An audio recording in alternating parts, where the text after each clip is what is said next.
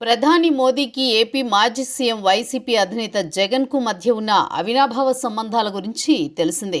మోదీ, జగన్ దత్తపుత్రుడు అంటూ గతంలో కేంద్ర ఆర్థిక మంత్రి నిర్మలా సీతారామన్ వ్యాఖ్యానించిన విషయం గుర్తుండే ఉంటుంది.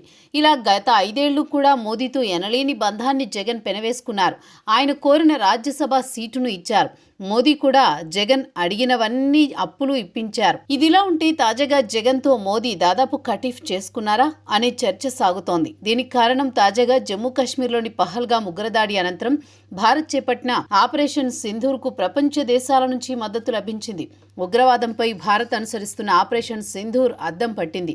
ఈ క్రమంలో ఉగ్రవాదాన్ని ప్రోత్సహిస్తూ ఉగ్రవాదులకు ఆశ్రయం కల్పిస్తున్న పాకిస్తాన్ వైఖరిని ప్రపంచ దేశాలకు వివరించాలని కేంద్ర ప్రభుత్వం నిర్ణయించింది. అఖిలపక్ష పార్లమెంటు సభ్యులతో కూడిన ప్రతినిధి బృందాలను వివిధ దేశాలకు పంపించేందుకు సిద్ధమైంది. ఈ క్రమంలోనే దేశవ్యాప్తంగా రాజకీయ పార్టీలకు చెందిన ఎంపీలను ఎంపిక చేసి బృందాలుగా రెడీ చేశారు. ఈ బృందాల్లో బీజేపీ వ్యతిరేకించే పశ్చిమ బెంగాల్ సీఎం మమతా బెనర్జీ పార్టీ తృణమూల్ కాంగ్రెస్ నుంచి, తమిళనాడు అధికార పార్టీ డీఎంకే నుంచి కూడా సభ్యులను ఎంపిక చేశారు. కానీ ఎటొచ్చి వైసీపీ నుంచి ఒక్కరిని కూడా ఎంపిక చేయకపోవడంతో జగన్తో మోదీ ఇక ఖటీఫ్ చెప్పేసినట్లేనా అన్న చర్చ సాగుతోంది.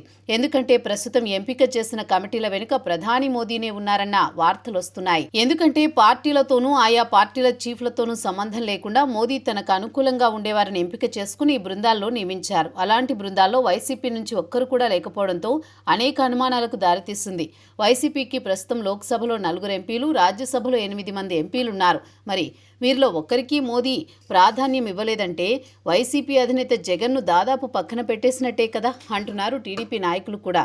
ఇక టీడీపీ నుంచి లావు శ్రీకృష్ణదేవరాయలు, అమలాపురం ఎంపీ హరీష్ గంటి ఈ బృందంలో చోటు దక్కించుకున్నారు.